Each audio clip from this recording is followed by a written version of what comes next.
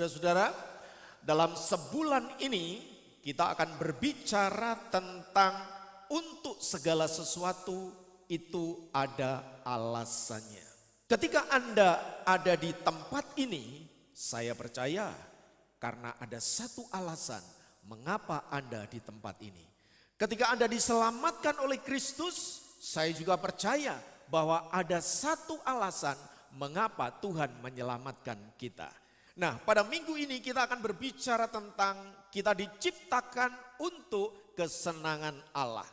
Anda dan saya dibentuk oleh Allah untuk apa?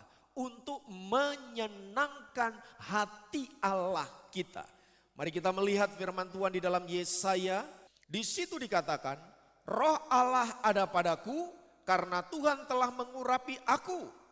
Ia telah mengutus aku untuk menyampaikan kabar baik kepada orang-orang sengsara dan merawat orang-orang yang remuk hati, untuk memberitakan pembebasan kepada orang-orang tawanan dan kepada orang-orang yang terkurung kelepasan dari penjara, untuk memberitakan tahun rahmat Tuhan dan hari pembalasan Allah kita, untuk menghibur semua orang yang berkabung, untuk mengaruniakan kepada mereka perhiasan kepala ganti abu, minyak untuk pesta ganti kain kabung, nyanyian puji-pujian ganti semangat yang pudar, supaya orang menyebutkan mereka pohon tarbantin kebenaran, tanaman Tuhan untuk memperlihatkan keagungannya.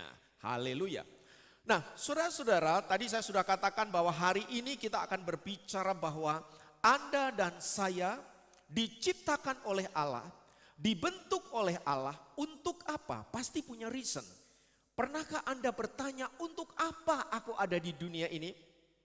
Untuk apa aku ada di keluarga yang seperti yang kita jalani? Keluarga kita tentu tidak sempurna, saudara. Lalu untuk apa Anda di situ?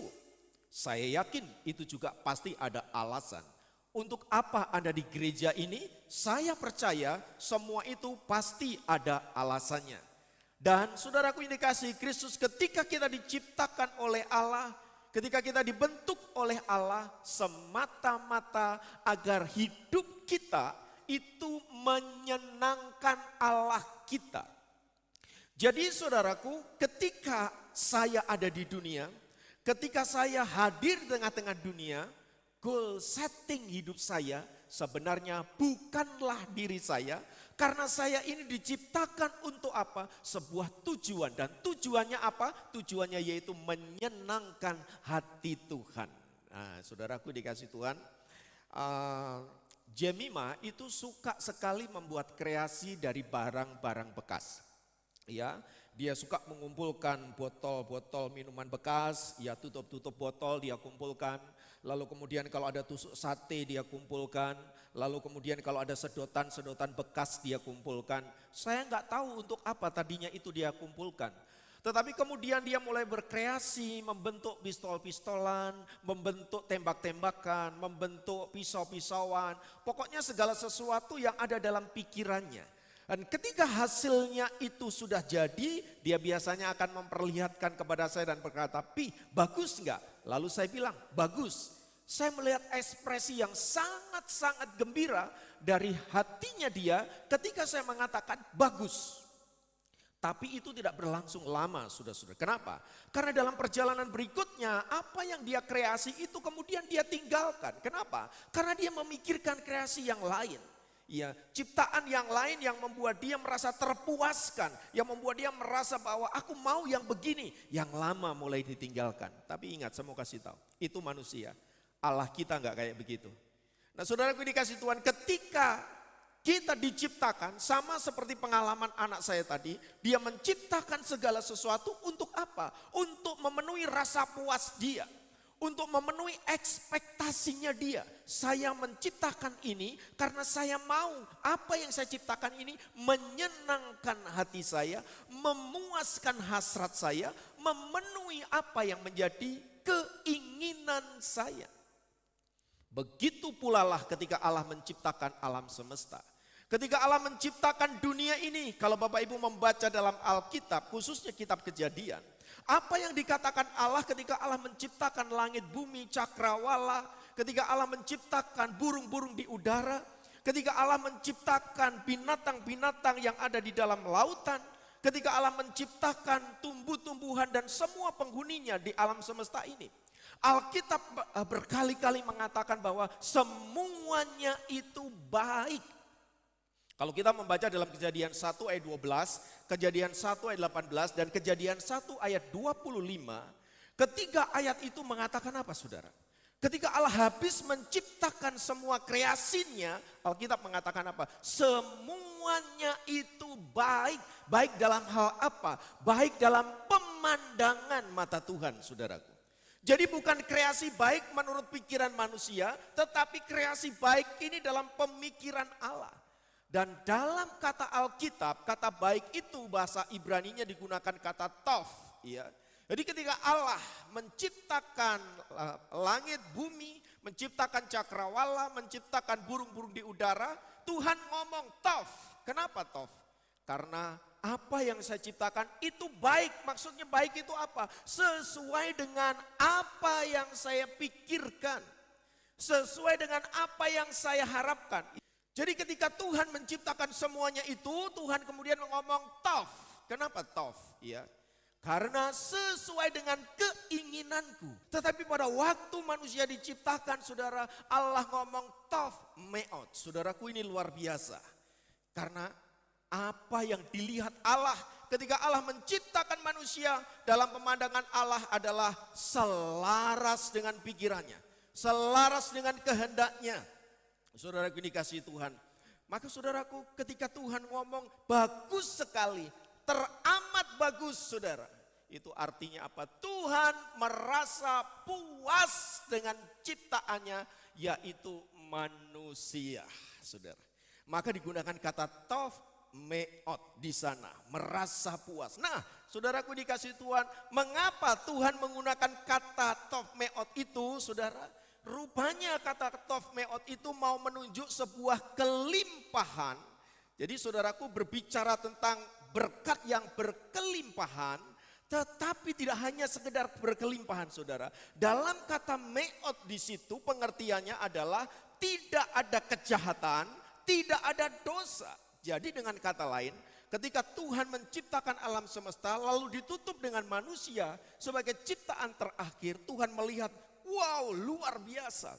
Ya, berkelimpahan artinya sempurna seperti yang saya inginkan, selaras sesuai dengan hatiku. Maka Tuhan katakan tov meot tadi, saudara. Tetapi bukan hanya sekedar kelimpahannya itu yang Tuhan mau bicara, melainkan bahwa tidak ada dosa, tidak ada kejahatan di sana, saudara. Jadi itulah yang membuat Tuhan kemudian mengatakan tov meot itu, saudara. Tetapi saudaraku, manusia dengan kehendak bebasnya ternyata justru memberontak terhadap Allah. Saudaraku, ini problema. Ya, kehendak bebas manusia diberikan oleh Allah agar manusia dengan kesadarannya dapat menjadi tov meot, menyenangkan Tuhan, justru menjadi bumerang karena manusia kemudian menggunakan kebebasannya itu untuk berbuat jahat. Tuhan kasih itu free will, Tuhan kasih itu kebebasan untuk apa? Supaya oleh kebebasanmu itu kamu menyembah aku, kamu menyenangkan aku bukan karena kamu robot. Tetapi kamu memang menyadari kamu perlu menyembah aku. Kamu perlu menyenangkan aku karena kamu aku ciptakan untuk itu. Tetapi justru kehendak bebas manusia ini, saudara, disalahgunakan oleh manusia itu. Manusia menggunakan free will yang Tuhan kasih justru apa? Memberontak terhadap dia. Saudaraku ini kasih Tuhan. Itulah sebabnya saudaraku, sejak manusia jatuh ke dalam dosa, manusia tidak lagi punya kehendak bebas. Kenapa?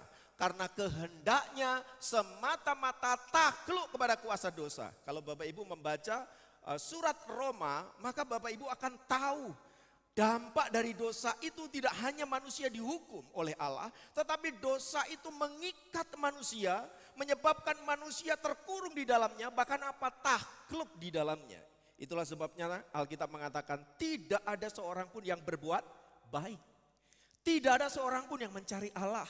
Tidak ada seorang pun yang sungguh-sungguh mengasihi Allah, saudara. Jadi manusia dalam kondisi takluk terhadap kuasa dosa, tidak mungkin dia bisa mengasihi Allah. Gak mungkin. Kenapa? Karena dia sudah menjadi hamba dosa. Maka yang dia senangkan semata-mata adalah dosa. Kenapa? Karena Tuhannya adalah dosa. Demikian program Sema kali ini. Sampai jumpa dalam program Sema yang lain. Tuhan Yesus memberkati.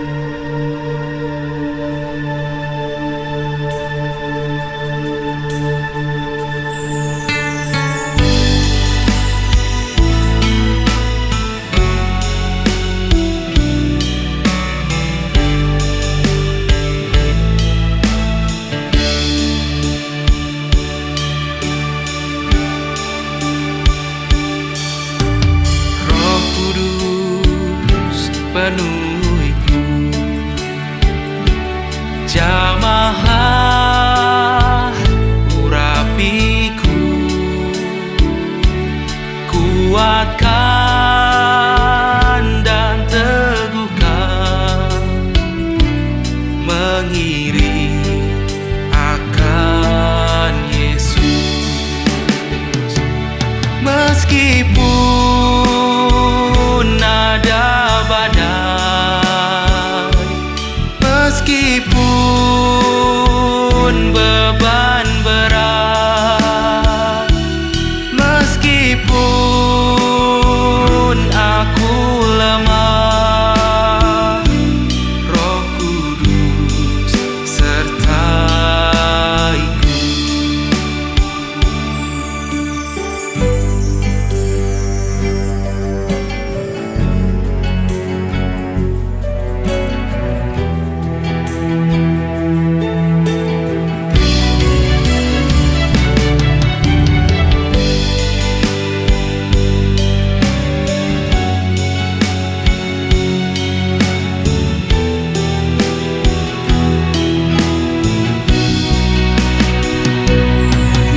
Meskipun ada badai, meskipun beban berat, meskipun aku lemah, Roh Kudus sertaiku.